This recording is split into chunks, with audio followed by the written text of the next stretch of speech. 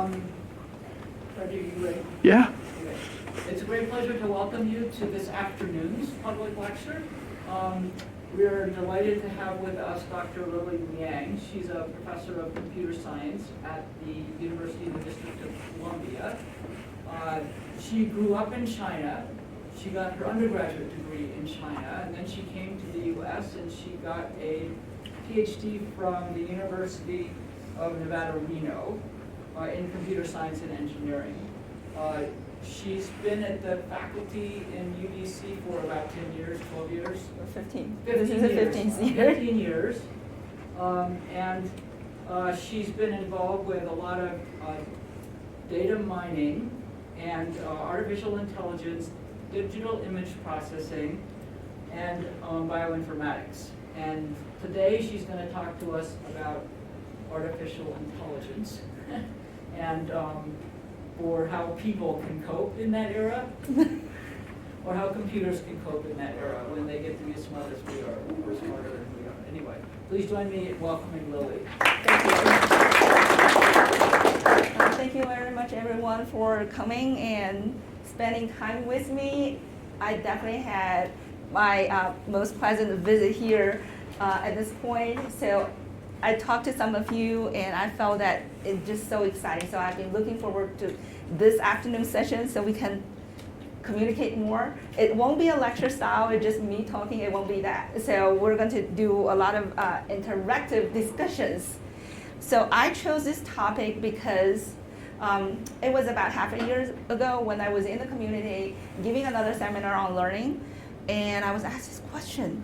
So what do you think the student need to learn these days with AI coming? And it caught me because I was talking about how people learn, and then I realized that's a question, what should we learn? And then I later talked to another community member, and I realized there's this great fear about what's coming up in the next 10 years, 20 years, and how AI is going to play more and more important roles in our lives, and what are humans left with in terms of job opportunities. And then I think that from someone who does AI research, and I could contribute with some of my perspectives, and I know there are a lot of perspectives out there, and a lot of questions, issues. I don't think I will be able to answer all the questions, and my answers may not be the one that everybody agree with, but I think collectively we can look into, at this time, what educators can do and what students can do together. So first, what is artificial intelligence? I'm going to do that by collectively we answer this question. And how many people heard about the word AI? Please raise your hand. Oh, thank you. And so I guess people, you all have your own definition of AI. Can anyone share some of these? I'd say reasoning with incomplete information. Thank you.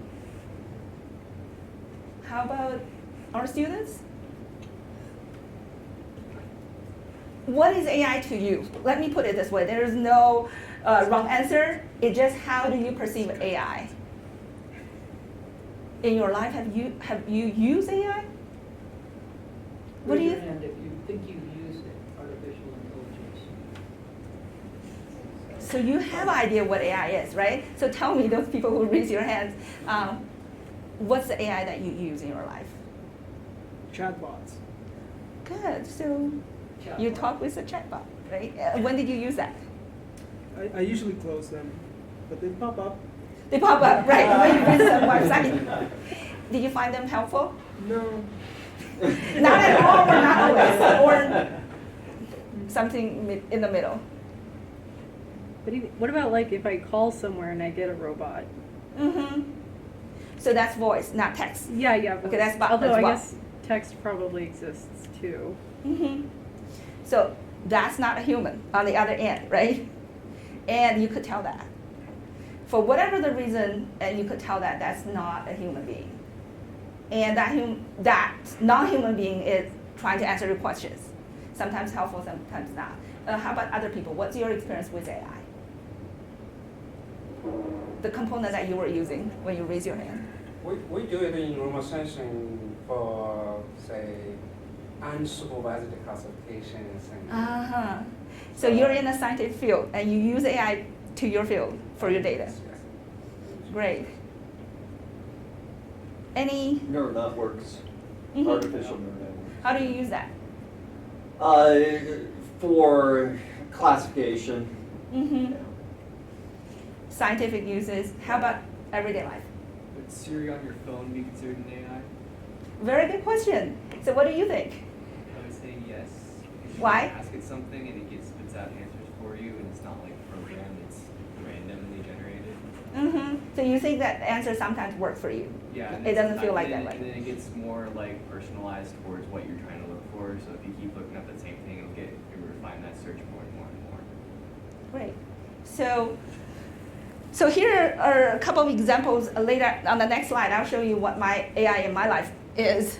And we also have another few things to discuss today. Is it a threat? And what jobs are we going to be left with? And what things do we need to learn? So this is one of the newest component of our home. Anybody recognize this? Alexa. Alexa has a name, and my husband talked to her. Well, very enthusiastically at the first few days, and yeah, that is the device we use to monitor our front camera. When somebody is at the door, and we ask Alexa, please turn on the front door camera, and like, you know that little hole is right there, and I'm just a few steps away from the door. But you know, if I'm not there and I put that in my bedroom, I could see who's at the door. Is that delivery or is that somebody I need to answer the door? Alexa can do a lot of other things, and later we're actually going to show an example of Alexa responding to voices. So it recognizes human voice and does what you ask it to do.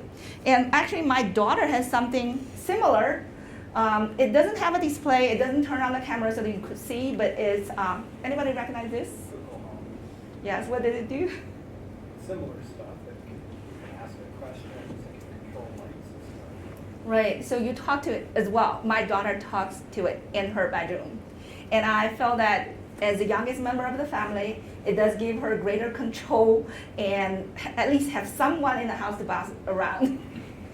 So she enjoys that. I don't really know what she does with it. I asked her once and she said, I asked it to play music for me. I'm like, you could just touch your phone. But I guess that's a little outdated now. You don't really do things with your fingers. And something else that I don't plan to have, not very soon, and you could see the reason why. Let's see. If this is not playing for whatever the reason, I'm going to show you a different. Oh, it does. Okay, just a little slow. You see, I have been conditioned not to wait as a computer scientist.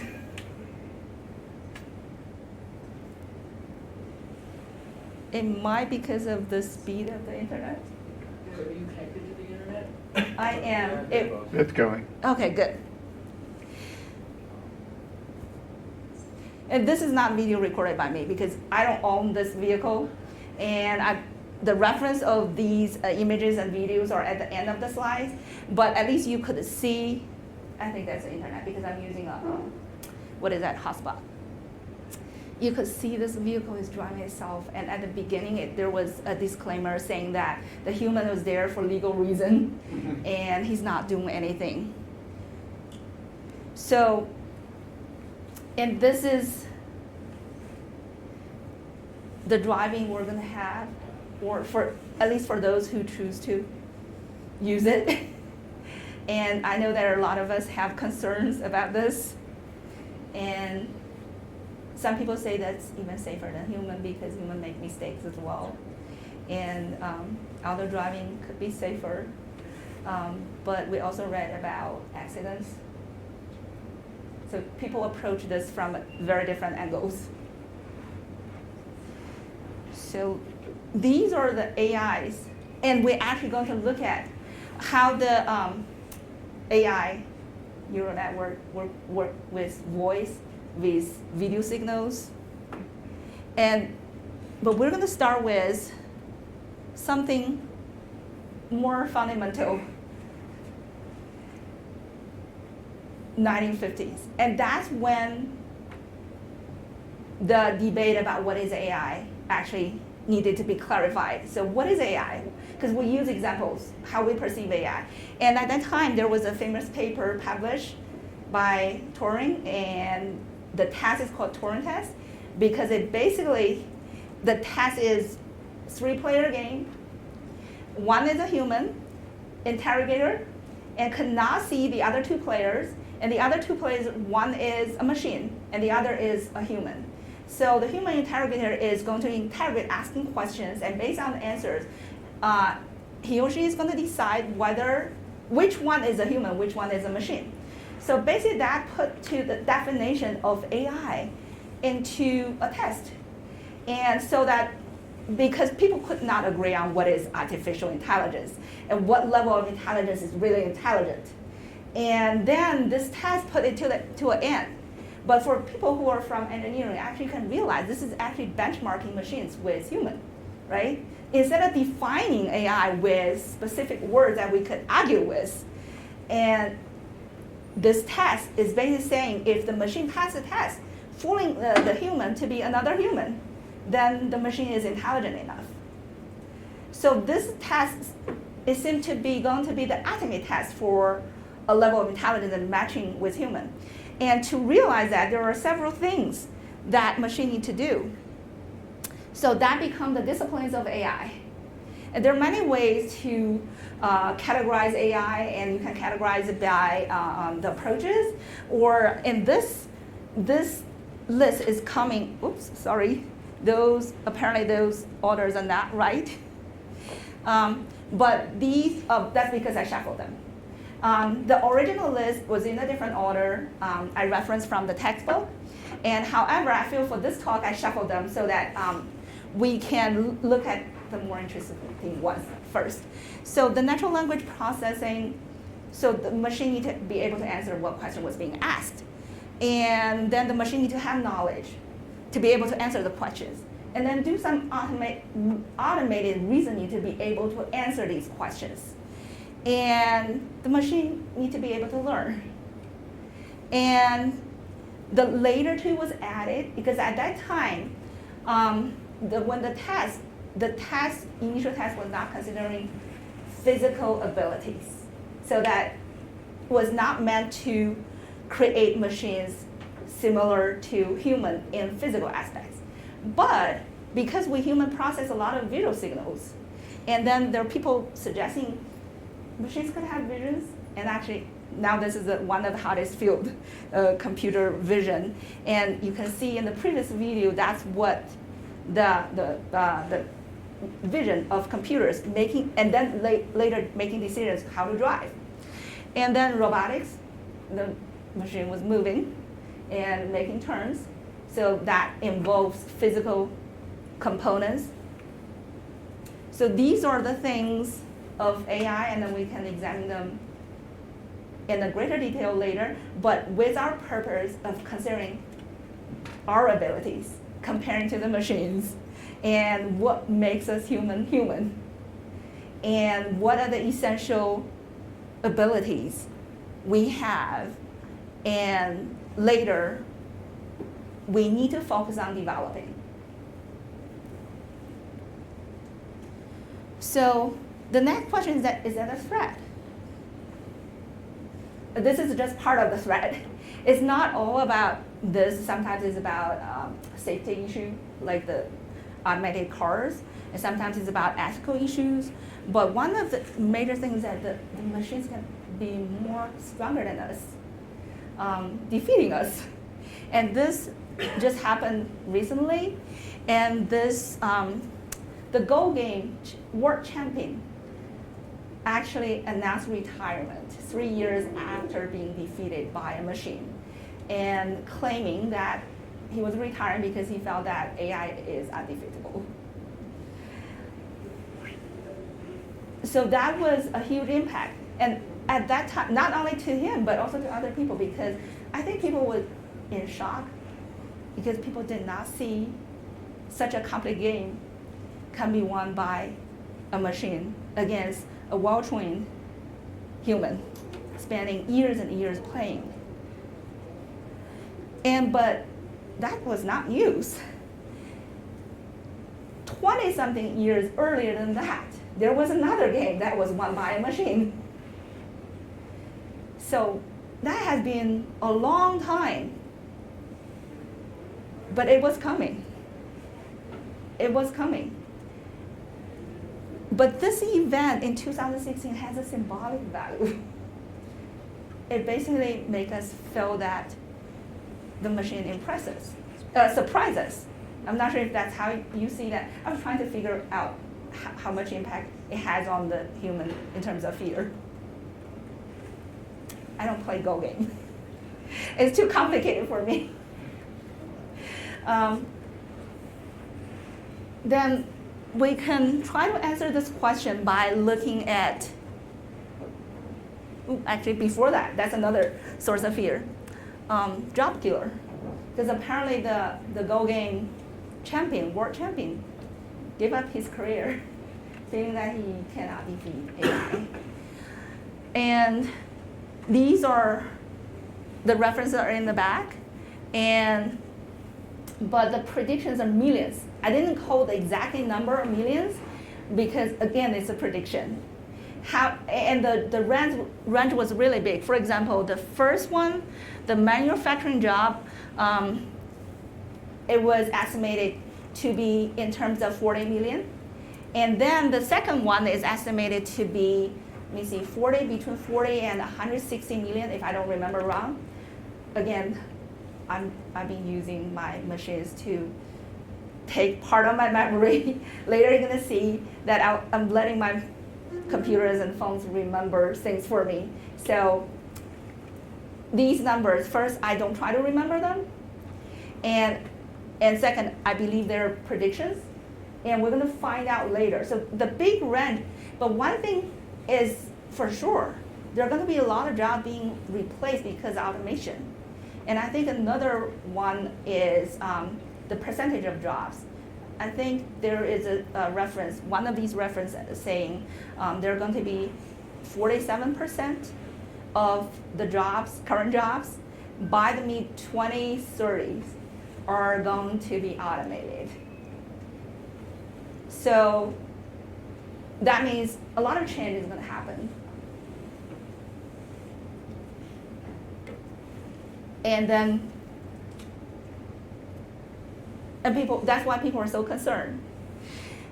And then let's look at, in terms of the Turin Test, how we can figure out what we are doing, human, in these aspects, and in comparing to AI machines.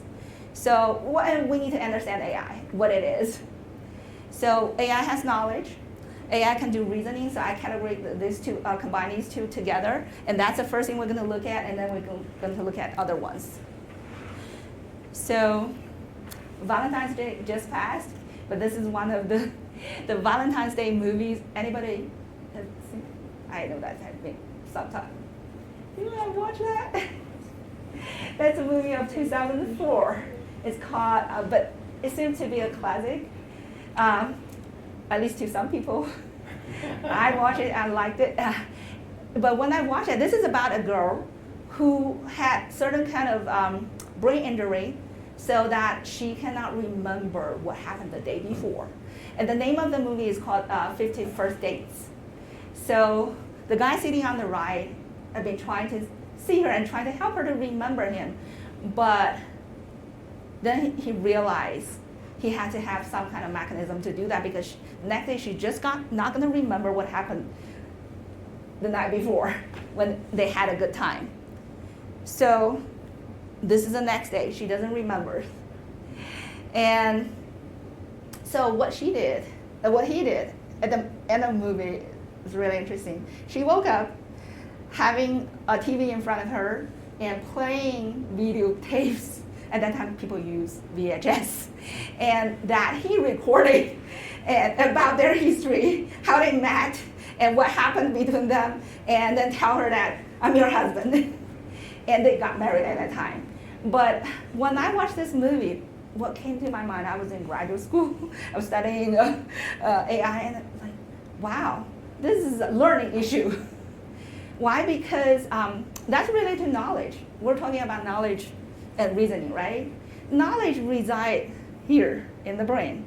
And the word knowledge came from know. We need to know. We need to know the facts. And she does not remember. And she will say to him that, I don't know you. We haven't met. And that's a serious problem. So how does that relate to AI? So one of the things in AI is learning, and then is rote memorization. And we use that sometimes, a lot of times we downplay the impact of that, right? But remember things actually is the foundation of learning. If you don't remember the day before, what you learned the day before, how can you learn for another day based on what you learned before? And we build our knowledge base, we humans do, and that word exists in AI. The knowledge base basically is a collection of knowledge, and then we try to retrieve from that knowledge base. And that's based on how human works. We collect a lot of things, our observations, facts, our experiences. We all somehow store it somewhere in our brain. And we need to be able to retrieve it.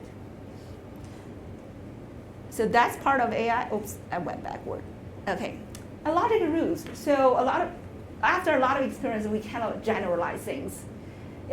We find that cats are furry, lemons are yellow, and all these we remember, but we don't remember those incidents anymore. We start to remember them as a rule.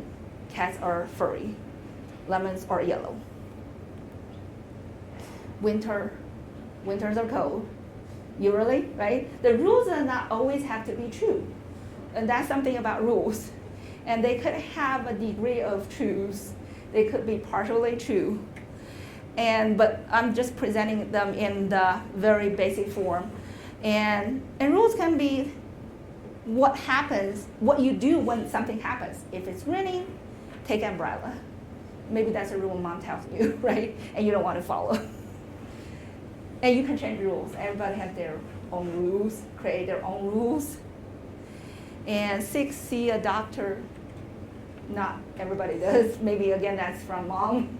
If you're sick, you got to be seen. But that's some examples of rules.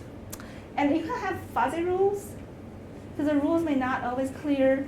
And the fuzzy rules examples are like this. Temperature is high. The word high is not clearly defined, because people have different beliefs of what is considered to be high. But we use those words, linguistic words, to convey a meaning that's not so clear. But we still can have a rule for that. If the temperature is high, turn on AC. Actually, fuzzy rules work pretty well for some control systems. Am I going too fast? It's okay? Okay. So fuzzy rules. And then we have association rules. That's when the rules are not always true. And based on our observations, again, that's also from human. If we observe, in many situations, this happens, say, more than half of the time, like 60% to 70%, it's salient to us, right? And then we start to generalize association rules. We're associating A and B together. But are they always associated? Not necessarily, so the rule is not always true.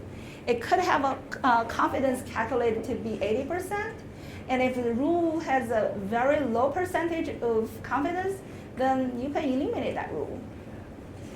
You can set up threshold. So that's association rules. But all these concepts, you can see that they're from AI. They have been there for years. And I guess that's all the examples I'm giving for AI in terms of knowledge and reasoning. We use rules to reason, to decide what to do. And we have knowledge about facts. And actually rules need to be stored so they're knowledge as well. And now we can look at us versus AI in this aspect. So nowadays, who remembers more? Your phone or yourself?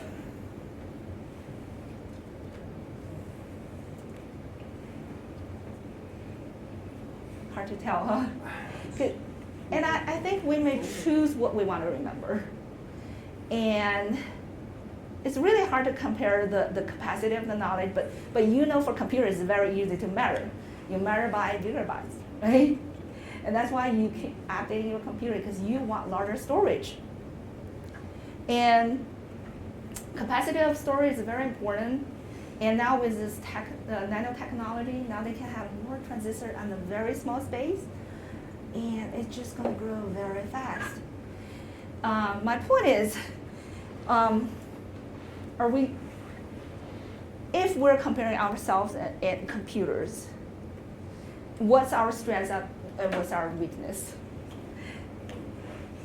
I think I'm going to pause and I'm going to let you answer that.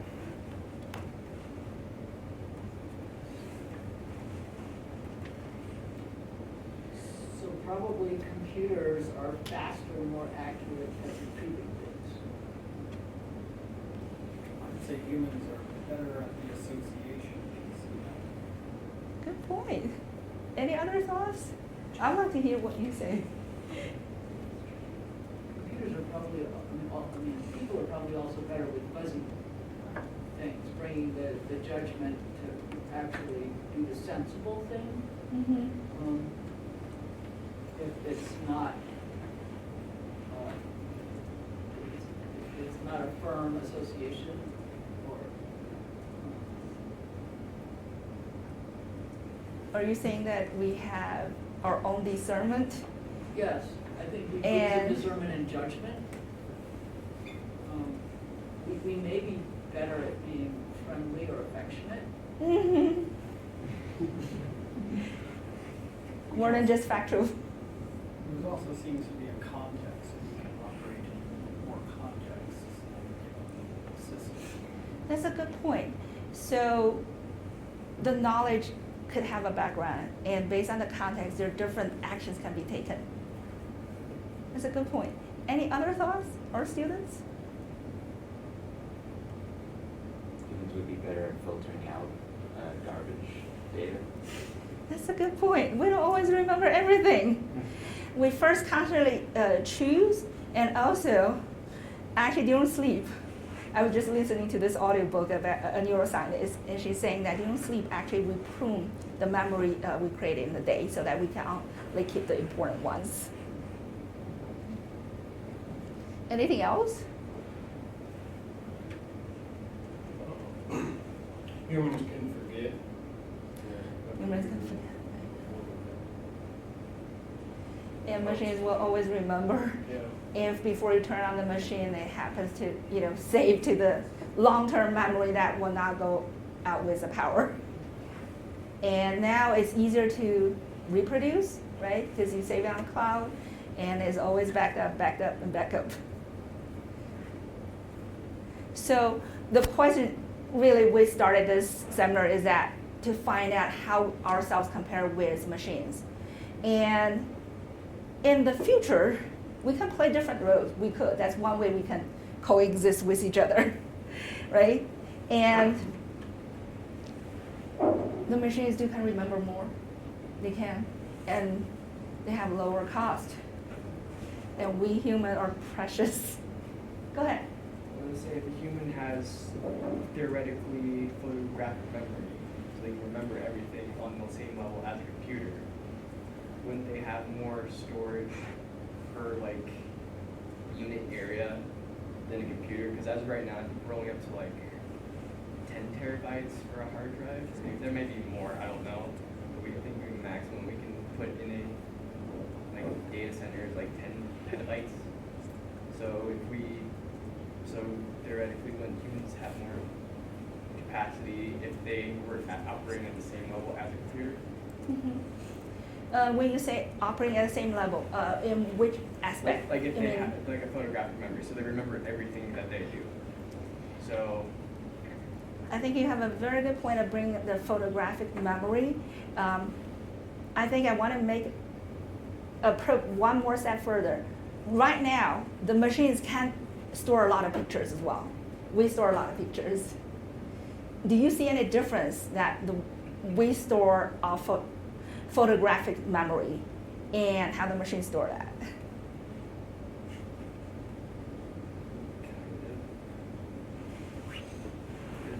There's two different ways, because there's one where like you just remember it and then you kind of forget about it because it's just normal. But I'm more talking about the people who remember everything, like every single day. They can recall maybe back from like 10 years ago, like what the weather was, what was it cloudy, was it sunny, and like that. That type of photographic memory, where compared to like other like us right now, I could just say, oh yeah, it might have been sunny like 2 days ago, type thing.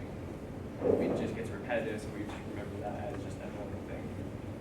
So I think you mentioned something that we human, our visual ability, have been very important to us. I think the 4 different learning styles, the visual learners are the largest group that to use visual learning as a predominant their style, and that's one thing, and that's why the image processing and the computer vision has always been interesting, because we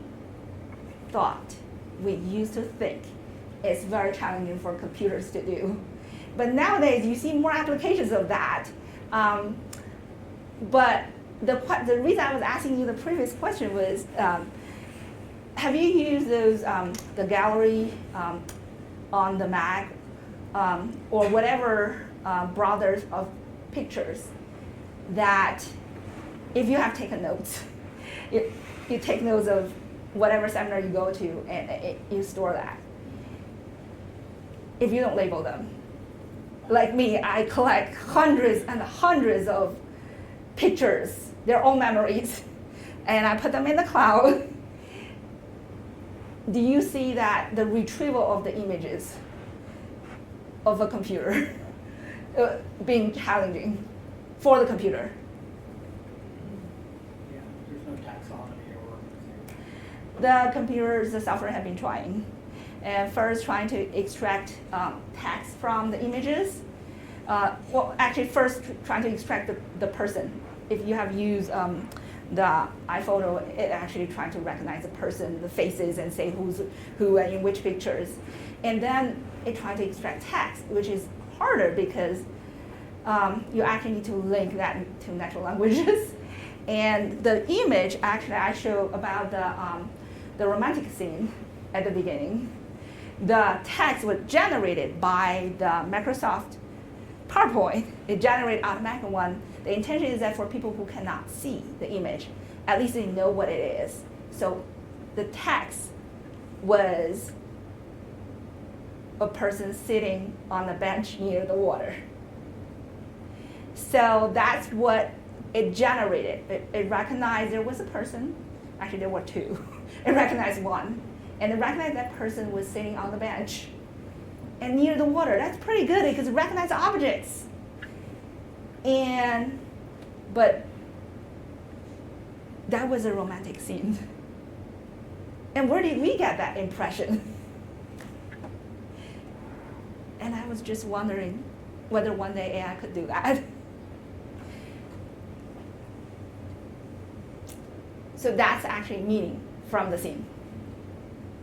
And when we human remember a scene, we actually, I believe, we attach things to it, right? We attach something to it. But anyway, that's just my thoughts and thinking. Any other comments about knowledge and the reasoning?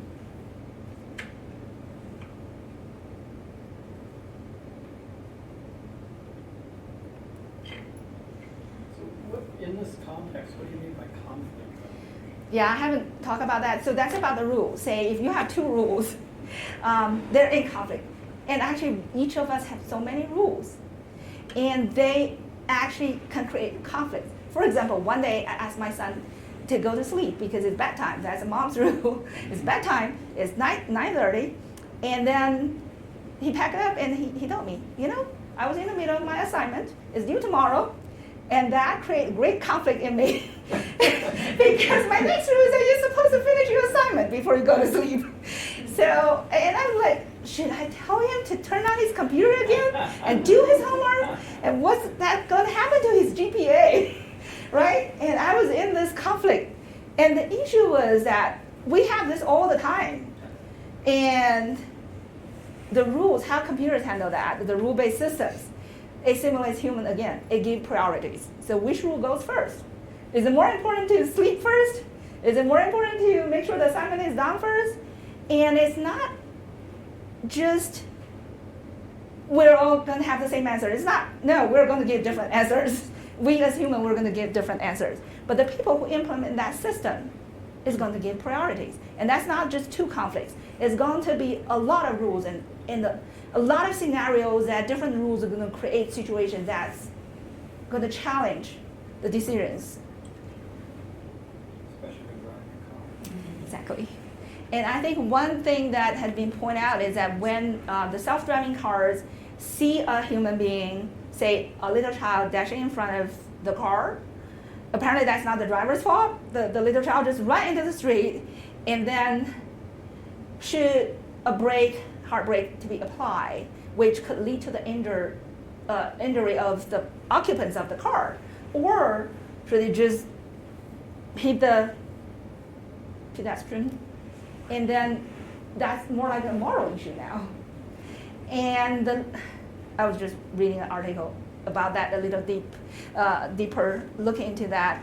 Either way, people will have issue of accepting those self-driving cars in the street. Think about who will buy a car that's going to make yourself injured in a situation like that, right? But and for the people who walk on the street or drive on the street, who want to have the cars that's going to injure you? So do the self-driving cars require people to be wearing seatbelts before they get in, before they will run? I think they should. I don't know exactly what they do. I'm not sure when I'm going to try that because I'm the one who's skeptical about the driving decisions. And there's also a discussion about what decisions should we let the AI have and what should we still remain in control. I think for driving, We don't drive very well, actually. you're so right about that. People don't. Well, but here's the case. So a few years ago here in Butte, a heavily loaded truck was coming down a steep hill. The driver realized the truck had lost its brakes, the air brakes. And so the truck was heading down into the main part of town where there's a lot of traffic, a lot of pedestrians. Wow. The driver drove through a fence down over a steep bank and died.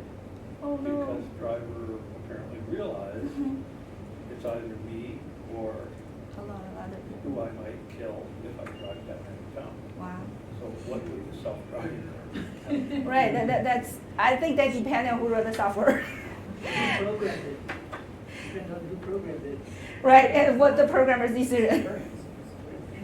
So, but anyway, this is an interesting scenario for decision making and conflict resolution. And it's no trivial problem because if you listen to, there's a class I think is on the iTunes U, is about moral class.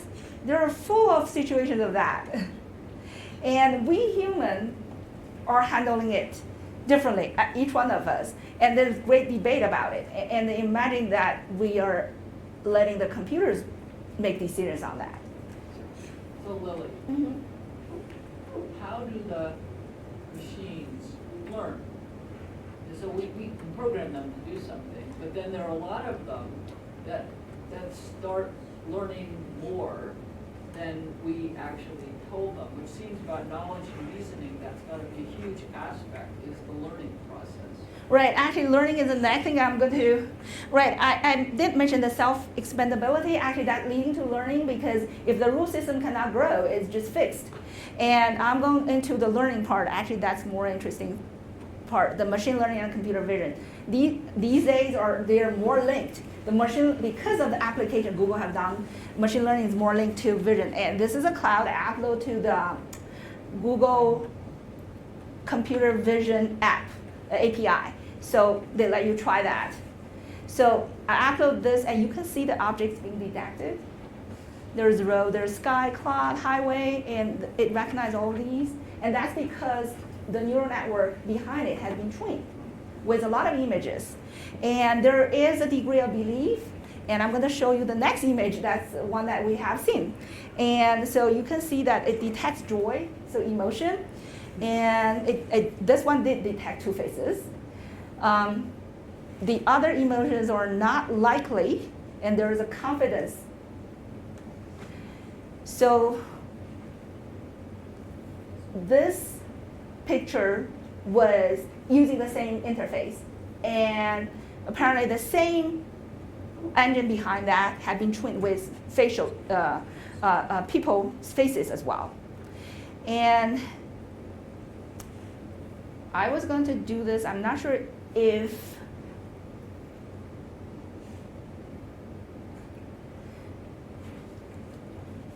somehow it's just not showing on the screen. Okay, allow.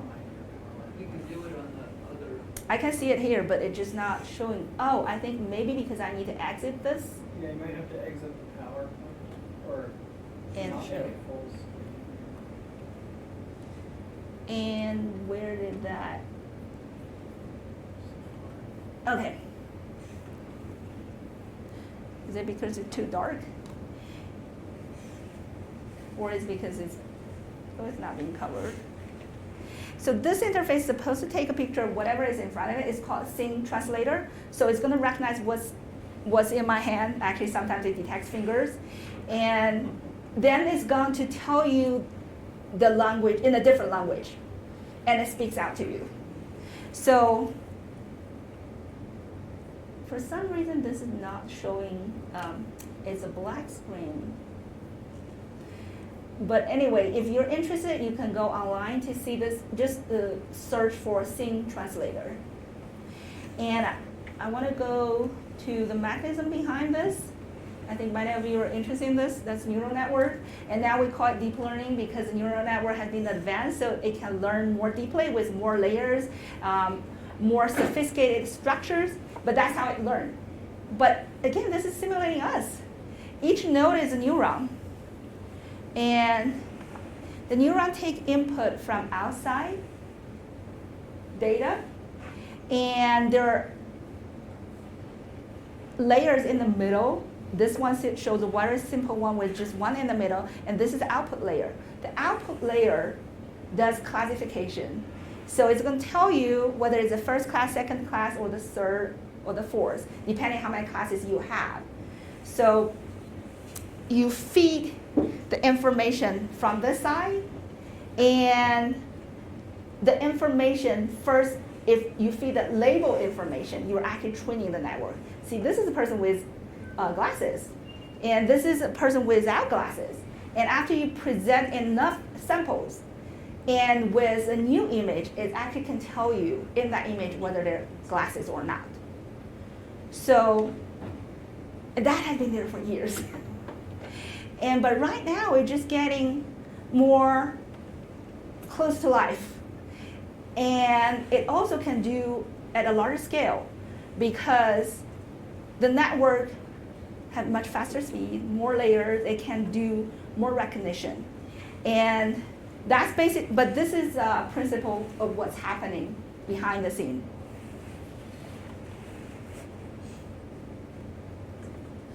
So again, we look at that. Accuracy is important because you see the images, it's accurate to tell what's going on there. And speed to recognize and speed to learn. So that's one thing. All these training takes time. The same thing as we human beings train. We go to school for years And all of this time we're being trained. And even though we're living our lives, we're being trained. We're being trained how to talk to people, how to solve our problems. And we're collecting information. And that's our training. So comparing to AI, again, I'm going to turn that to you. What are your thoughts on this? We, as learners, or you can say learning agents, that's what we use in the AI textbook, compared to the AI learning agents. Go ahead. Humans can't take near as much volume, like in the same amount of time. That's a good point. We have our special issue of fatigue, information fatigue. We could have too much in a short time. Go ahead. Any other thoughts? So most of AI would learn from digital, like the digital environment, correct? You're talking is that right? whether it's digitized? Yeah, so if like most AI that's learning things, like it has to learn from things that are in digital format. Is that somehow we need to make the information that's readable by the AI, and computers only remember 0 and 1s. Because what I'm thinking of is like, what kind of person would I be if everything I knew I learned from the internet? I'll say that again, please. Like, what kind of person would I be if everything I knew was from the internet? That's a good point. I would be a gigantic troll. So if you're saying, is that the source of your information that's where from, or is that all you remember are the facts that's from the internet? Well, I mean, I think even like if I was looking at like human interaction, right? And how to interact with people, and everything that I had learned had been in chat rooms and message boards and whatever else. Like I would be a very different person, I think, in how I interacted with the world. I think that makes a good point. So what is the environment of human learning, right? What are the channels of information? But I do see that nowadays a lot of information kids receiving are actually virtual. Well, I also think that that's a problem, but It's not all the information they get. We No, know it babies, isn't. we don't just connect them to the internet with an HDMI cable or something and tell them to grow up. Well, as a sort of thought experiment, and it's not the internet, but it's television, there's the novel being there, where the guy is isolated in his apartment, he only watches television, learns this is how you interact with people. Now, he's also a gardener, so he interacts with nature, but never with other people out in the garden. And when his protector dies and he's turned out onto the streets, blah, blah, blah, blah, blah, long story, he becomes the president. the president. He gets elected president. Very interesting. I would like to see how he interacts with his co-workers. Very effective. Watching movies. Yeah, he learns it all from watching TV. You know, that reminds me of another movie, and that. There was a film done on the book. So, any other thoughts about how we compare with AI in these aspects? How we learn? It seems like we have an ability to have like inspirational moments that are not just locked into the network itself, but We can have our own ideas, and we also have passions, right? see connections maybe that wouldn't be afforded to us. Thank you. I'm gonna add on to that, like how we might have different beliefs and well. So like with Turin's cabin, if like you have just 3 people in there, you release one, or you raise them in the cavern until like they're 21 or something like that. You release one, then one goes out in the world, sees everything for the first time, comes back and tries to tell people this is what this is, not what the shadows were on the wall was, and those people won't believe it. Whereas that person does believe it because he actually saw it. So, right, based on our experience, we form beliefs. Yeah, where like. And we remember those well. We hold on to that well. Yeah, and we used to believe that AI could not defeat us, right? At least in the Go game, for some people. But our beliefs can be changed. and so do the computers. And our new experience will challenge our beliefs. And that leading to a point I was going to make. And our conclusion for what we're comparing ourselves with AI is that what we're supposed to do, right? And what we're supposed to learn. I think one thing is that we need to learn to adapt. We need to learn to learn, because it's learning that makes us very special. Even though we are creating artificial intelligence, trying to simulate our learning. But there are special abilities that, for example, we can identify the problems that we are interested in investigate. That's research, right? So far, I yet to find AI trying to identify in a big field where is a problem and what should I devote my energy on. Usually the AIs are for a well-defined problem. And in real world, there are a lot of ill-defined problems. And we researchers actually need to first define the problem. And using our abstractions or defining scopes of our research. This is a little complex for the AI to master. I'm not saying that it may not master it one day, but definitely it will take time. Let me see, what's the next slide? Oh, meaning. So that romantic scene, I would think, something make us think that, they're not brother and sister, they're not father and daughter, and they're having a good time and they're enjoying each other. Maybe that's because of their age, but there's something it's subtle, and we capture that. But having meaning is really, really challenging for AI. And this is a natural language processing. It's for Alexa trying to turn on and off lights, but I guess you could explore that later. It's not. Okay. I think we're going to end this soon, so I'm going to skip this part. Again, you can see accuracy and speed. So you have seen the word accuracy and speed for many times, right? Maybe this is the thing. We use that to measure the machines, and we try to develop machines to be faster and accurate, more accurate. Maybe that's not an area that we don't want to set up ourselves to compete with, right? As learners. Maybe. But we have meanings and emotions, and machines try to learn deal with uncertainty, and maybe we're better in that area. And nuances.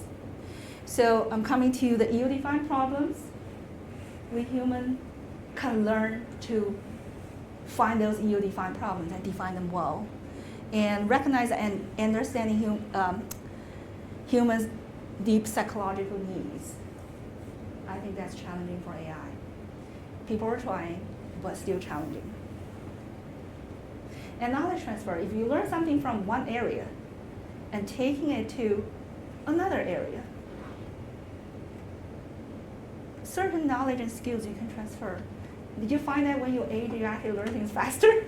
That's one of the good things about aging. Because of all the experience you accumulated, and because of your learning skills about learning have improved. But these are challenging for AI. And these are the things I think you could walk away with. You can ponder on this, and you can add to the list or cross out some of these. Learn to find a niche. You need to find where you position yourself and in relation to other human beings and AI. And to do this, you really need to know yourself. What makes you you? If you're all from the same discipline, say, suppose, when you graduate, what differentiates you from the other graduates, right?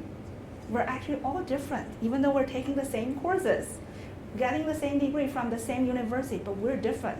You need to find out what is special in you, and your course of life will be different than the others. And learn to adapt and learn to learn. So that concludes my seminar. Thank you for your attention. We're going to have a few questions, okay? So I have a question. As computer scientists and others have taught machines to learn, have they learned anything that is helping faculty, professors teach students better, or parents raise children better? Is there any back translation or application of the skills, techniques that had to be developed to teach computers how to learn by themselves? I think that's a very good question. I definitely think that it's two-way inspiration because that's one of the purposes I share this, because a lot of things we actually can learn from the AI, because even the researchers apply those, and we may not always know that, and we may not actually apply the things that AI learned from us to life. But talking about the teaching is one of the things that we deal with human.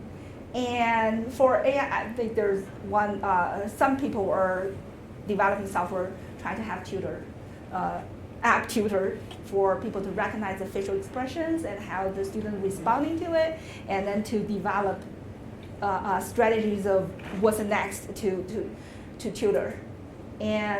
But I think for that particular aspect, the other way inspiration will be a little challenging, because what I can see is that AI learning from human, because we deal with human more than the machine so far deal with human so far. And for the psychological needs, it's challenging. It's not always about facial expressions, right? Some people don't show as much, and everybody's facial expression is different. And it's not always about words, because words can have different meanings and different tones. So it can be pretty challenging for machine learning. But we humans, somehow, we just, through our years of growing, we just capture those meanings. Other questions? Said you have a question. Pretty much was answered for Tom.